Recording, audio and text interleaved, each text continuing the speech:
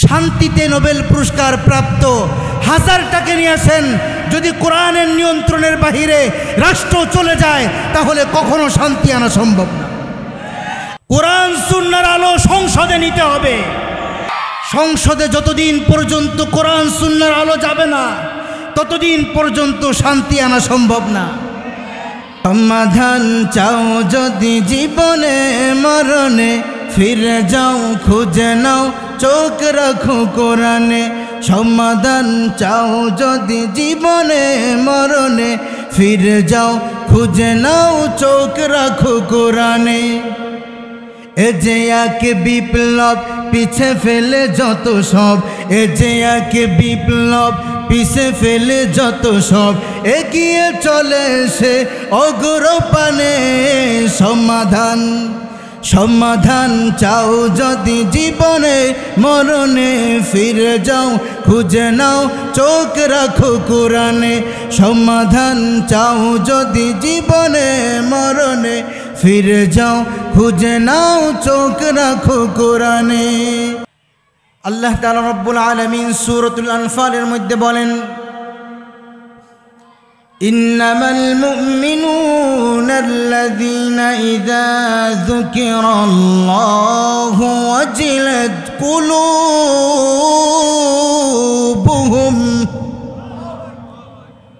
ওয়া ইযা তুলিয়াত আলাইহিম যাদাতুহুম ঈমানা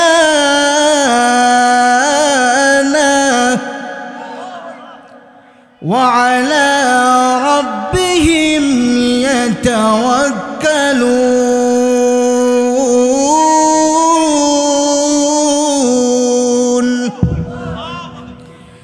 আল্লাহ তাআলা রব্বুল আলামিন এই মুমিনদের কথা উচ্চারণ করেই বলতেছেন, ইন্নামাল মুমিনুনা আল্লাযীনা ইযা যুকিরাল্লাহ। যখন মুমিনদের সম্মুখে, মুমিনদের কাছে কিংবা পাশে যখনই কুরআনুল কারীমের কিংবা আল্লাহ তাআলার কথা আলোচনা করা হয়, ইন্নামাল মুমিনুনা আল্লাযীনা ইযা যুকিরাল্লাহ, যখন আল্লাহ তাআলা নামের জিকির করা হয়, যখন আল্লাহ তাআলার কথা বলা হয়, ওয়াজিলাত কুলুবুহুম, তাদের অন্তর প্রকম্পিত হয়ে ওঠে। আল্লাহ তাআলা বলেন, ওয়াইযা যুকিরাল্লাহু ওয়াজিলাত কুলুবুহুম ওয়াইযা তুলিয়াত আলাইহিম আয়াতুহু যাদাতুহুম ঈমানা। যখন মুমিনদের সম্মুখ পানে আল্লাহ তাআলার কোরআনের আয়াতে কারিমা তেলাওয়াত করে করে বয়ান করে শোনানো হয়, আল্লাহ তাআলা বলেন যারা মুমিন তাদের অন্তরে এই আলোচনা শুনে শুনে ঈমান বৃদ্ধি হতে থাকে। জোরে বলি সুবহানাল্লাহ। কাদের কথা বলেছেন? মুমিনদের কথা বলেছেন। মুমিনরা কোরআনের আলোচনা শুনলে পরে তাদের হৃদয়ে আল্লাহ তাআলা তাদের জন্য ঈমান বাড়িয়ে দেন। ওয়া আলা রাব্বিহিম ইয়াতাওয়াক্কালুন। আল্লাহ তাআলা বলেন এবং মুমিনরা আল্লাহ তাআলার উপর পূর্ণ ভরসা রাখে, আস্থা রাখে, আল্লাহ তাআলার উপর তাওয়াক্কুল করে। আমরা কি আল্লাহ তাআলার উপর ভরসা করি? সব ক্ষেত্রে আমাদের রিজিকের জিম্মাদার কে? জোরে বলেন কে? আমাদের হায়াতের মালিক কে? আমাদের জীবিকা অর্জনের তৌফিক কে দিয়েছেন? আমাদেরকে এখানে আসার তৌফিক কে দিয়েছেন? আল্লাহ তাআলা রব্বুল আলামিন দিয়েছেন। তো সেই আল্লাহ তাআলা রব্বুল আলামিন আমাদের ঈমান বৃদ্ধির কথা বলেছেন কোরআন তেলাওয়াতের মাঝে। কিন্তু আমরা কোরআন তেলাওয়াত করতে জানি না, কোরআনের আলোচনা শুনতে চাই না। চায়ের স্টলে বসে গল্প করতে ভালোবাসি, একে অপরের সাথে একজন আরেকজনের গীবত চর্চা করতে ভালোবাসি, দোষ চর্চা করতে ভালোবাসি। কোরআনের আলোচনায় আমরা বাধা প্রদান করতে ভালোবাসি। জোরে বলেন ঠিক কিনা? আমাদের স্বভাব চরিত্র, আমাদের রক্ত এমন হয়ে গেছে, কোরআনের মাহফিল আমাদের কাছে ভালো লাগে। কোরআনের আলোচনা হবে, এই মজমা আমাদের কাছে ভালো লাগে না। কিন্তু সাহাবায়ে কেরাম রাদিয়াল্লাহু তাআলা আলাইহিম আজমাইন এক একজন কোরআনের এমন প্রেমিক ছিলেন, কোরআনের প্রতি তাদের এত ভালোবাসা ছিল, যেন এমন ছিল যে তারা তেলাওয়াত করতেছে আর আল্লাহ তাআলা রব্বুল আলামিন তাদের তেলাওয়াত শুনতেছে।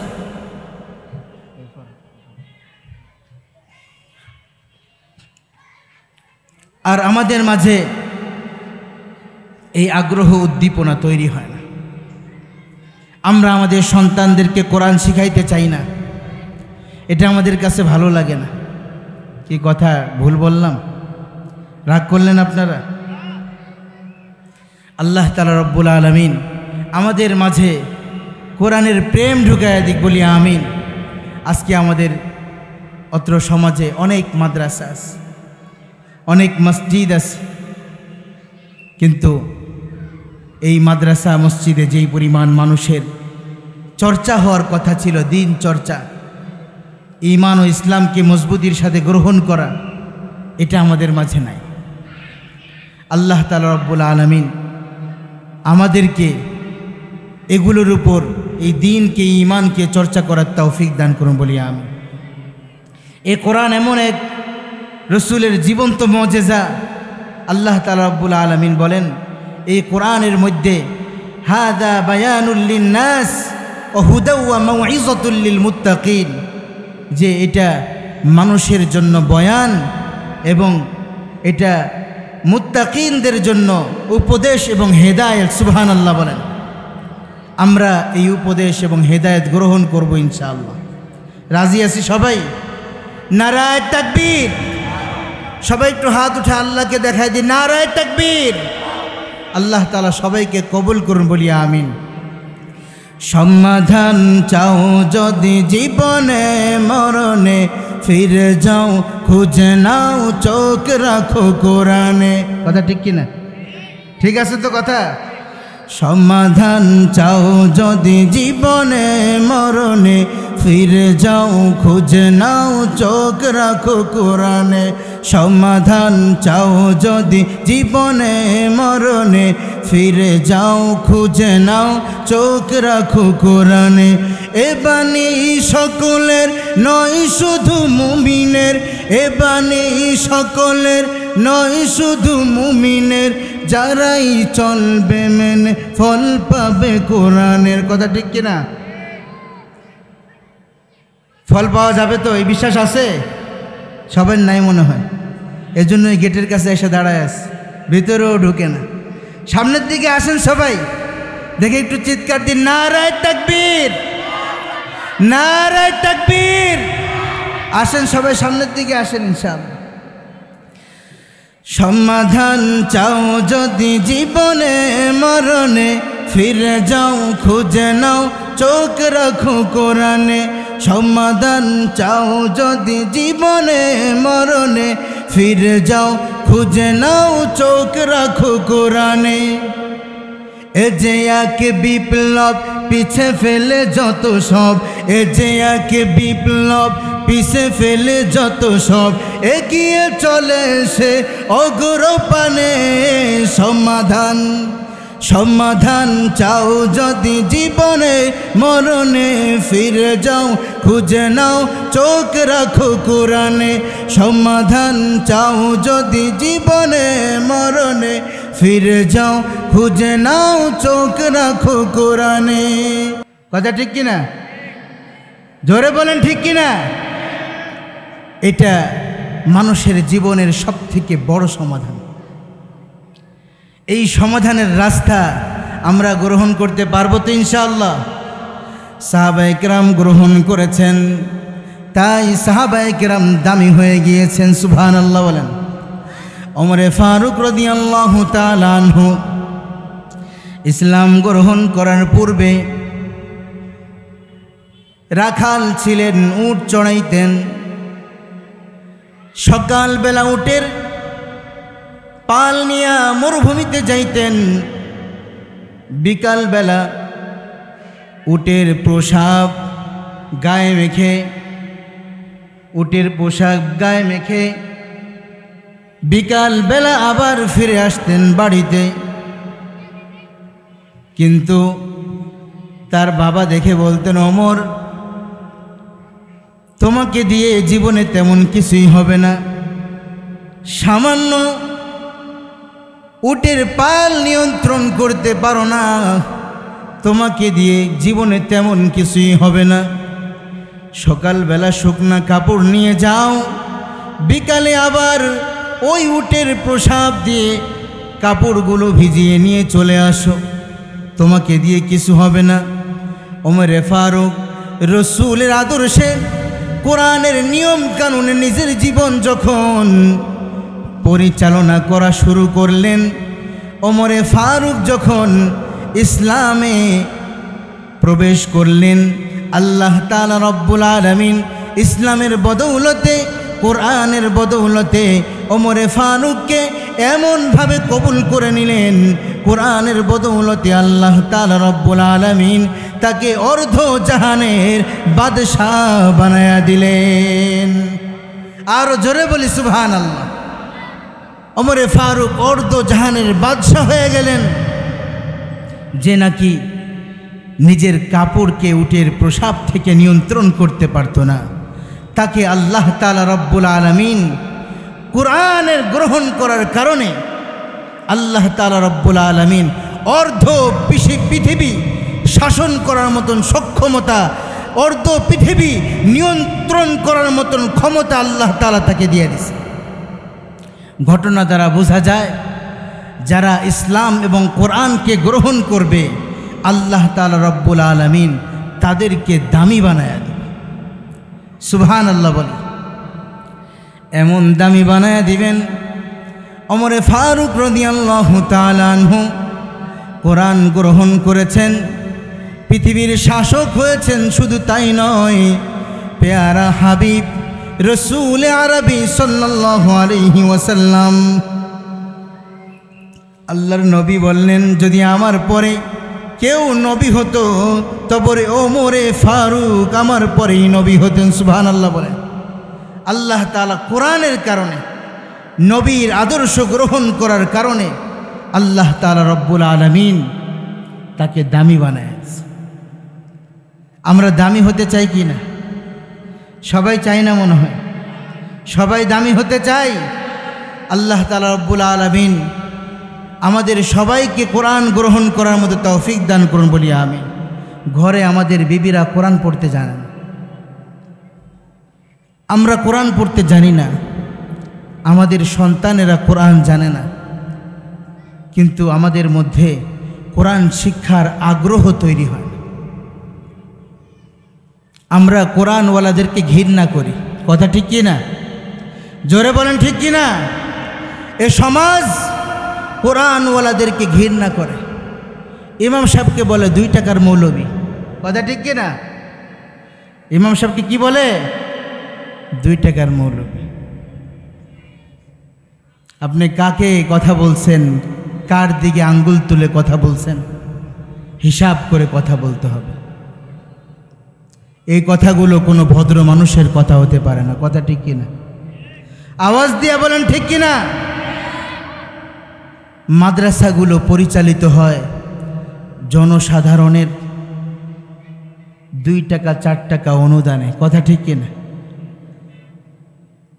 2 টাকা 4 টাকা অনুদান তুলতে গেলে বলে কি, এরা নাকি ভিক্ষা করতে নামছে, কথা বলেন ঠিক কিনা? এই যে ভিক্ষার কথাটা ওলামায়ে কেরামের সাথে, তোলাবায়ে ইজমের সাথে লাগানো হয়, আপনারাই বলেন এটা ঠিক? জোরে বলেন ঠিক এটা? আলেমদের সাথে এই কথাগুলো আপনারা কখনো ব্যবহার করবেন না। কিছু দিতে না পারেন বিদায় দিয়ে দেন, কিন্তু তাদেরকে এভাবে করে অপমান করবেন না। বলে কি শরীয়তে কি এই কালেকশন করে মাহফিল করা জায়েজ আছে? হ্যাঁ, এই বিষয়ে অনেক মাসালার প্রয়োজন হয় তাদের, এ বিষয়ে তাদের অনেক মাসালার প্রয়োজন হয়। কিন্তু বছরের পর বছর মসজিদে একটা সেজদা দেওয়ার জন্য আসে না, এটার ক্ষেত্রে তার মাসালার প্রয়োজন হয় না, কথা বলেন ঠিক কিনা? এই হচ্ছে সমাজের অবস্থা।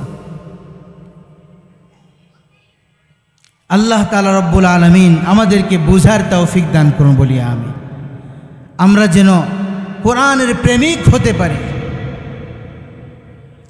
যারা দুনিয়াতে রসুলকে ভালোবাসছেন, কোরআনকে ভালোবাসছেন, সুন্নাহকে ভালোবাসছেন, যুগে যুগে আল্লাহ তাআলা রব্বুল আলামিন তাদেরকে দামি বানায় দিয়েছে। আবু বকর সিদ্দিককে আল্লাহ তাআলা রব্বুল আলামিন দামি বানায় দিয়েছেন। ওমরে ফারুক রাদিয়াল্লাহু তাআলা আনহুকে দামি বানায় দিয়েছেন।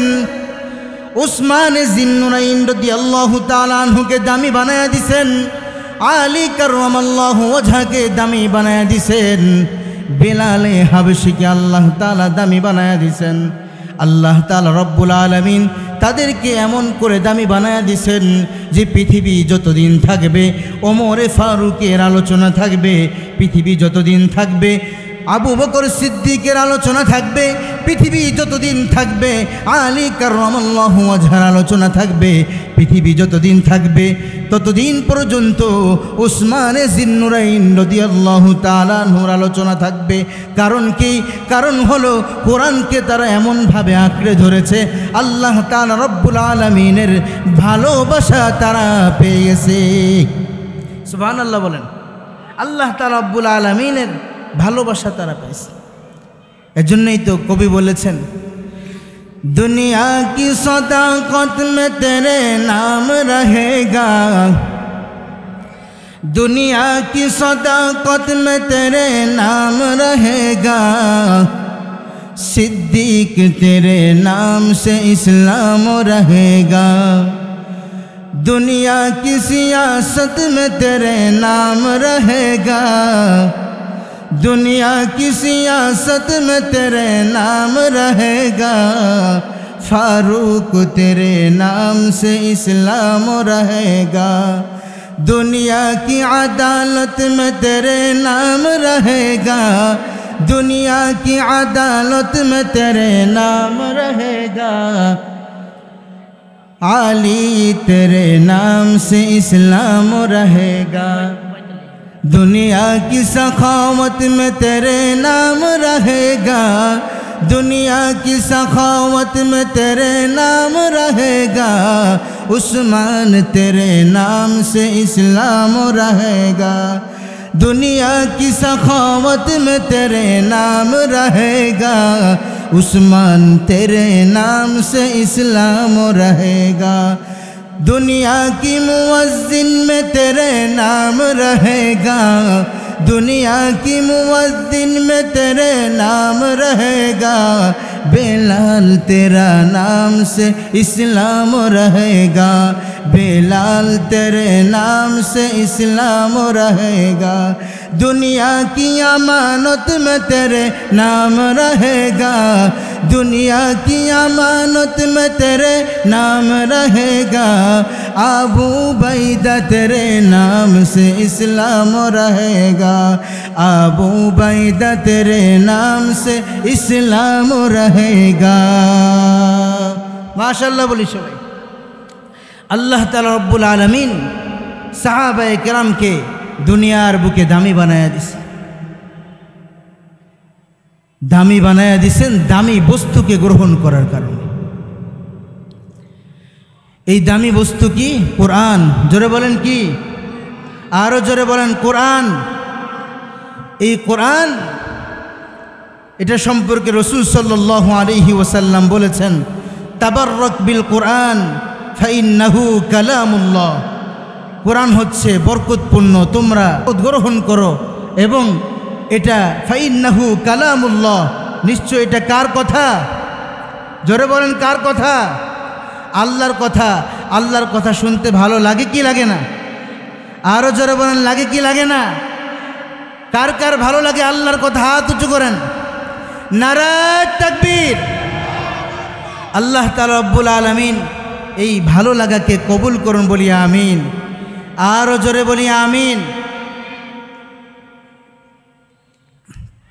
যারা কোরআনকে ভালোবাসে, কোরআন তাদের ব্যাপারে কিয়ামতের ময়দানে সুপারিশ করবে। সুবহানাল্লাহ বলেন। কোরআন কি করবে? জোরে বলেন। কোরআন বলবে, আল্লাহ এই চক্ষু দিয়ে দিয়ে দেখে দেখে আমাকে তেলাওয়াত করেছে, ওগো মালিক এই চক্ষু আপনি জাহান্নামে দিয়েন না। আল্লাহকে কোরআন বলবে, ওগো আল্লাহ এই হাত দিয়ে আয়াতগুলো দেখে দেখে তেলাওয়াত করেছে, এই হাত আপনি জাহান্নামে দিয়েন না।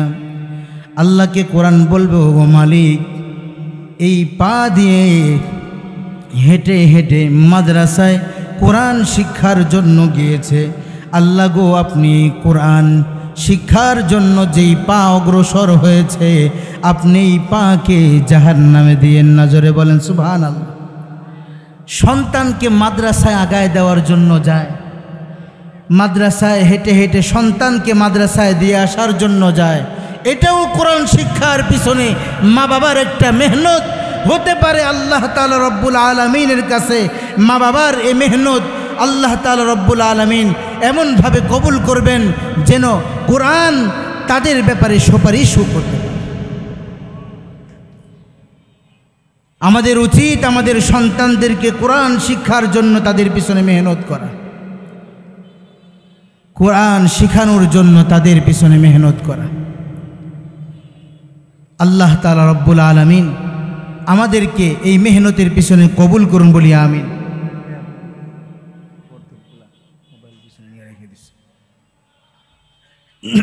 সম্মানিত উপস্থিতি, আমাদের উচিত আমাদের সন্তানদেরকে মাদ্রাসায় পাঠানো।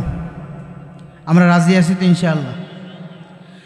মাদ্রাসায় না পড়লেও যারা স্কুলে পড়তেছে এদেরকে আমরা কোরআন শিখাবো, মসজিদের ইমামের কাছে এদেরকে পাঠায় দিব যেন তারা কোরআন শিখতে পারে। কোরআন শিখানোর পিছনে আমাদের জোর মেহনত প্রয়োজন। কেন বলছি? আমি অল্প সময়ের মধ্যে আমার আলোচনা শেষ করে দিব। কোরআনের পিছনে জোর মেহনত হবে এই জন্য, অনেক ফ্যামিলিতে দেখবেন বাবা ইন্তেকাল করছে কিন্তু সন্তান তার জানাজা পড়াইতে পারছে না। কথা ঠিক কি না? এরকম আছে না নাই? সন্তান জানাজা পড়াইতে পারছে না, কারণ সে কোরআন জানে না, সুন্নাহ জানে না, হাদিস জানে না, জানাজার দোয়া জানে না, কিভাবে নামাজ পড়াইতে হয়, ইমামতি করতে হয় এটা সে জানে না।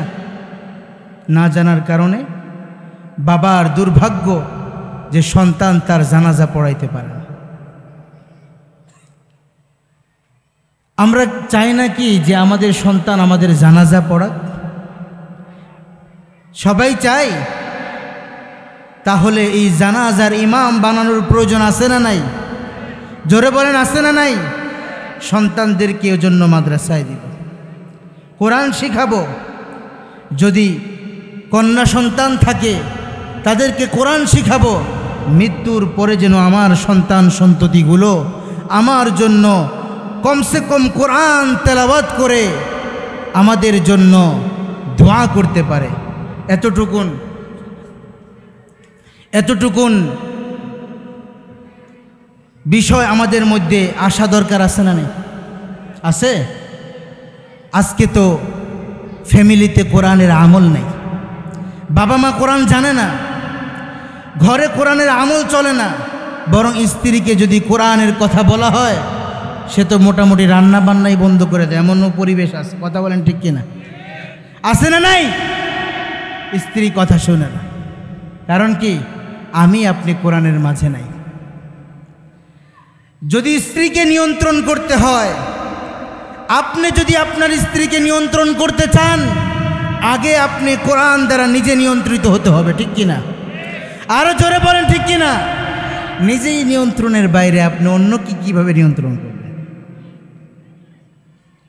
নিজে নিয়ন্ত্রিত হতে হবে কোরআনের মাধ্যমে। আজকে সবকিছু নিয়ন্ত্রণের বাইরে, সবকিছু নিয়ন্ত্রণের বাইরে। আজকে সমাজ ব্যবস্থা কোরআনী নিয়ন্ত্রণের বাইরে রাজনৈতিক ব্যবস্থা, শাসন ব্যবস্থা কোরআনী নিয়ন্ত্রণের বাহিরে, যার কারণে সমাজে, রাষ্ট্রে, পরিবারে কোথাও শান্তি নাই। জোরে বলেন ঠিক কিনা? আরও জোরে বলেন ঠিক কিনা? আজকে দেশ এমন পর্যায়ে পৌঁছাইছে, শান্তি প্রতিষ্ঠিত করতে, শান্তিতে নোবেল পুরস্কার প্রাপ্ত ব্যক্তিকে ক্ষমতায় আনার পরও মানুষ শান্তি পাচ্ছে না। জোরে বলেন ঠিক কিনা? কেন? আপনি এরকম হাজারটা নোবেল পুরস্কার প্রাপ্ত, শান্তিতে নোবেল পুরস্কার প্রাপ্ত হাজারটাকে নিয়ে আসেন, যদি কোরআনের নিয়ন্ত্রণের বাহিরে রাষ্ট্র চলে যায় তাহলে কখনো শান্তি আনা সম্ভব না। আরো জোরে বলেন ঠিক কিনা?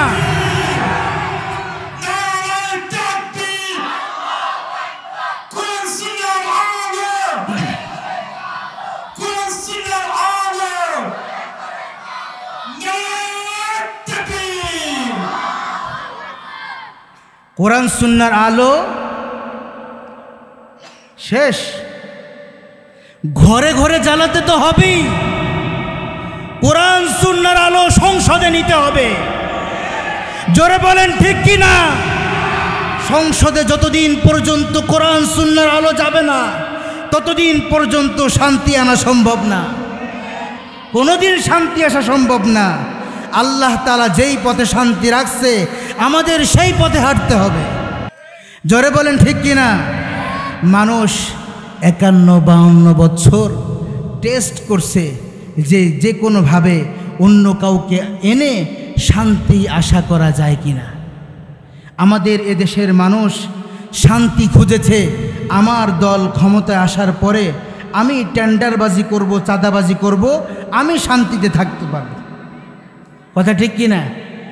নিজের দল ক্ষমতায় আনার প্রচেষ্টা এটা এই জন্য যে আমি টেন্ডারবাজি করব, আমি শান্তিতে থাকব। কিন্তু আমরা চাই যে কোরআন সুন্নাহ সংসদে যাক, সবাই শান্তিতে থাকুক। পারা যাবে তো ইনশাআল্লাহ?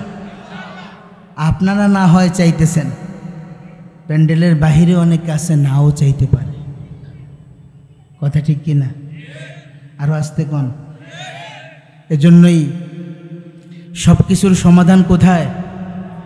জোরে বলেন কোথায়? সমাধান চাও যদি জীবনে মরণে, ফিরে যাও খুঁজে নাও চোখ রাখো কোরআনে।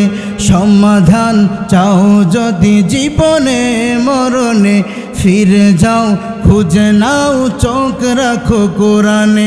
তবেই পাবে সুখ শান্তির ঠিকানা, তবেই পাবে সুখ শান্তির ঠিকানা, যদি মেনে নাও তুমি মনে প্রাণে।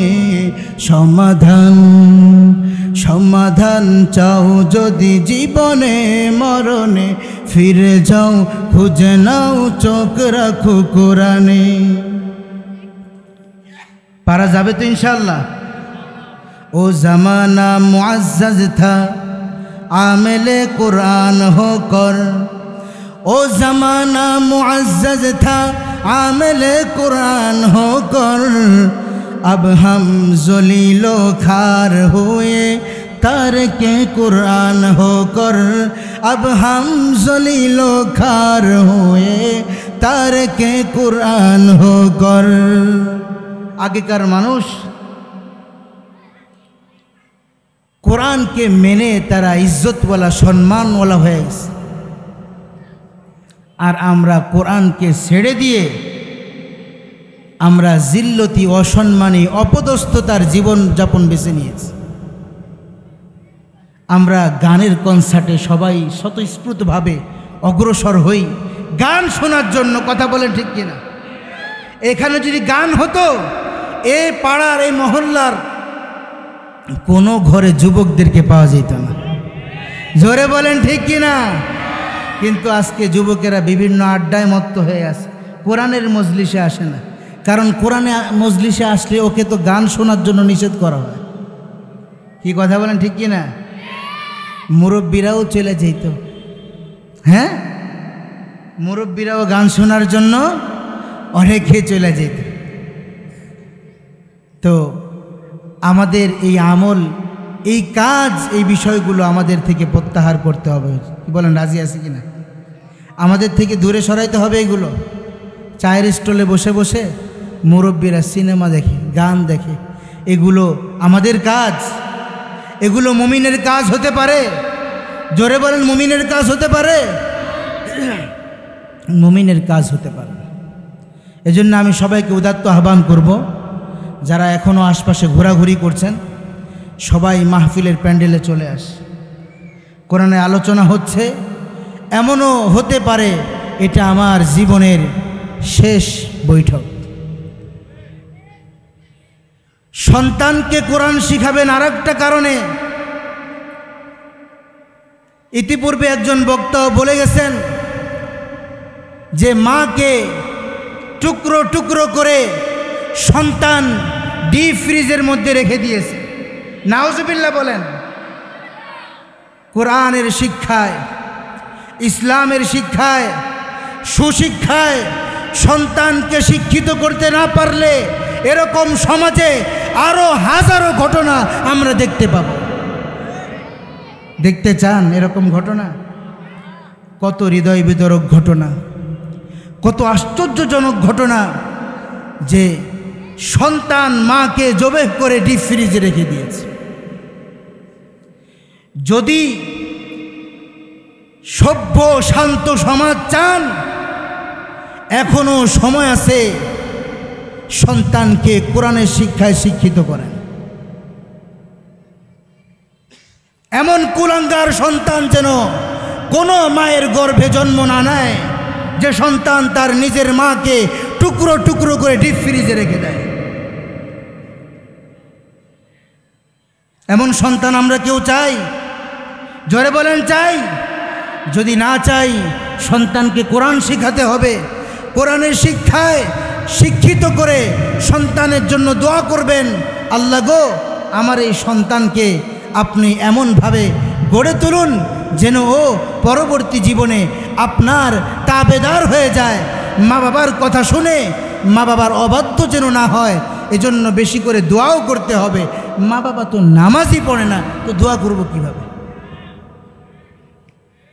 নামাজই পড়ে না। এই জন্য এই এলাকার মাদ্রাসাগুলোর অবস্থা কী হয়েছে জানেন?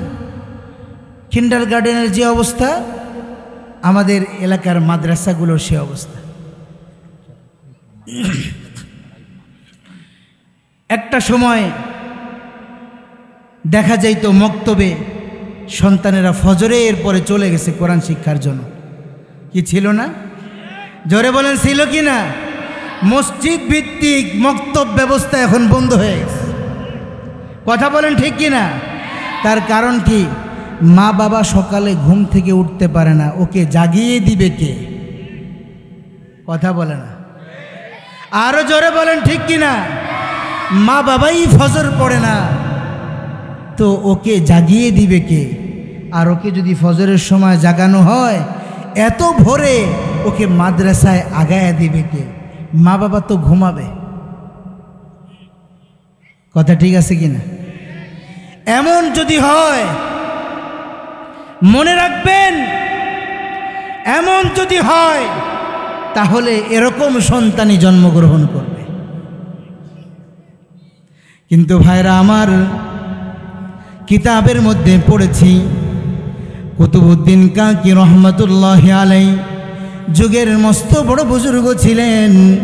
কুতুবউদ্দিন কাকি রহমতুল্লাহ আলাইহি জন্ম হওয়ার পরে একটু যখন বড় হইলেন, 5-6 বছর যখন বয়স হইল, কুতুবউদ্দিন কাকি রহমতুল্লাহ আলাইহি মা নিজেই তাকে মক্তবে আগায় দেওয়ার জন্য গেছেন।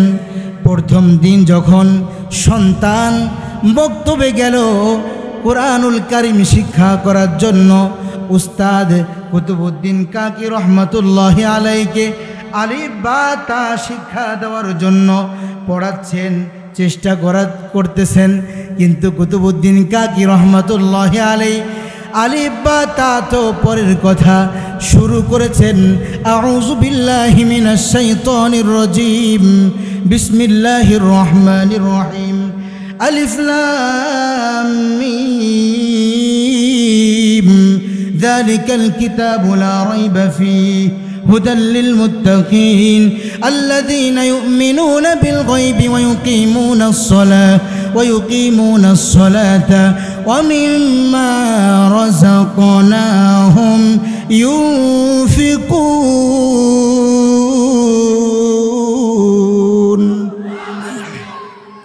কুতুবউদ্দিন কাকি পড়তেই আছে, তেলাওয়াত আর শেষ হয় না। ছোট্ট বালক 5-6 বছরের বালক কুতুবউদ্দিন কাকি রহমতুল্লাহি আলাইহির উস্তাদ দৌড় দিয়ে কুতুবউদ্দিন কাকিকে নিয়ে মাদ্রাসা থেকে বাসায় আসছে। এসে জিজ্ঞাসা করছে, কুতুবউদ্দিন কাকির মা কি আছে নাকি? বলে আছে। উস্তাদি বলতেছে, কুতুবউদ্দিন কাকি কোরআনুল কারীম তো বাড়ি থেকে শিখে গেছে, মক্তবে কেন আলিফ বা তায়ের কায়দা দিয়ে তাকে পাঠানো হলো?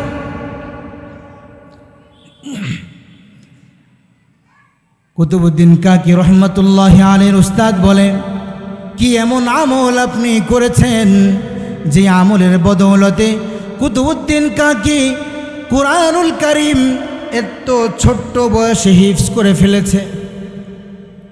উস্তাদ বলল, কুতুবউদ্দিন কাকি সূরাতুল ফাতিহা থেকে সূরাত বনী ইসরাঈল পর্যন্ত তার মুখস্থ আছে। আল্লাহু আকবার বলেন, আরো জোরে বলেন আল্লাহু আকবার। তথা 15 পারা পর্যন্ত তার মুখস্থ। কুতুবউদ্দিন কাকি রহমতুল্লাহি আলাইহির মা বলে, তেমন কোনো আমল করি নাই, তবে মনে হয় এমন একটি আমল আমি করেছি যে আমলের বরকতে হয়তো বা আল্লাহ তাআলা রব্বুল আলামিন আমার কুতুবউদ্দিনকে 15 পারা কোরআনুল কারীমের হাফেজ বানায় দিস। কোন সে আমল, কি সে আমল? আহারে, কুতুবউদ্দিনের মায়ের মতো মায়ের বড় অভাব। কুতুবউদ্দিন কাকি রহমতুল্লাহি আলাইহির মা বলেন, কুতুবউদ্দিন কাকি যখন আমার স্তনের দুধ পান করত, তখন আমি কুতুবউদ্দিন কাকিকে দুগ্ধ পান করানোয় ব্যস্ত রেখে আমি কোরআন তেলাওয়াতে ব্যস্ত থাকতাম। সুবহানাল্লাহ বলেন। আমার মনে হয় ও যখন দুগ্ধ পান করত আর আমি যখন কোরআন তেলাওয়াত করতাম, মনে হয় যে এই দুগ্ধের প্রতিটা ফুটার সাথে সাথে আল্লাহ তাআলা রব্বুল আলামিন তার হৃদয়ের মণিকোঠায় কোরআনের প্রতিটা আয়াতকে সেভ করে দিয়েছে। আল্লাহ তাআলা রব্বুল আলামিন আমাদেরকে এমন মা বাবা হওয়ার তৌফিক দান করুন। জোরে বলি আমিন, আরো জোরে বলি আমিন। সন্তানকে কোরআন শিখাবেন তো? হযরতে আবু বকর সিদ্দিক রাদিয়াল্লাহু তাআলা আনহু রাসূল সাল্লাল্লাহু আলাইহি ওয়াসাল্লামকে, কোরআনকে এমনভাবে ফলো করেছেন যে সব সময় রাসূল সাল্লাল্লাহু আলাইহি ওয়াসাল্লামের জন্য, ইসলামের জন্য, কোরআনের জন্য জীবন দেওয়ার জন্য সবসময় প্রস্তুত থাকত, সবসময় প্রস্তুত থাকত। আজকে সেই প্রেম কোথায়? সে প্রেম কোথায়? যাকাত নিয়ে একটি বিভ্রান্তি সৃষ্টি হয়েছিল আবু বকর সিদ্দিক রাদিয়াল্লাহু তাআলা আনহুর সময়। যাকাত এটা কোরআনের অকাট্য একটা বিধান। আবু বকর সিদ্দিক রাদিয়াল্লাহু তাআলা আনহু দেখলেন, যদি এই মুহূর্তে কথা বলা না যায়, যদি আমি এই মুহূর্তে হিম্মত না করি, তাহলে যাকাতের মতো একটা অকাট্য দলিল, অকাট্য বিধান এটা ইসলাম থেকে উঠিয়ে দেওয়া হবে। তখন আবু বকর সিদ্দিক রাদিয়াল্লাহু তাআলা আনহু বললেন, আমি যতক্ষণ পর্যন্ত জীবিত আছি ততক্ষণ পর্যন্ত কোরআনের এই বিধানকে চুল পরিমাণ একটুও হেরফের করতে দিব না। আবু বকর সিদ্দিক রাদিয়াল্লাহু তাআলা আনহুর মতো করে আমাদেরকেও উজ্জীবিত হতে হবে। আমাদের জীবন থাকতে, আমাদের রক্ত থাকতে, আমাদের শরীরে এক ফোঁটা রক্ত থাকতে এদেশে কোরআনি হিকমত, কোরআনি শাসন ব্যবস্থা আমরা কায়েম করেই ছাড়বো ইনশাআল্লাহ। জোরে বলেন আমরা রাজি আছি তো ইনশাআল্লাহ?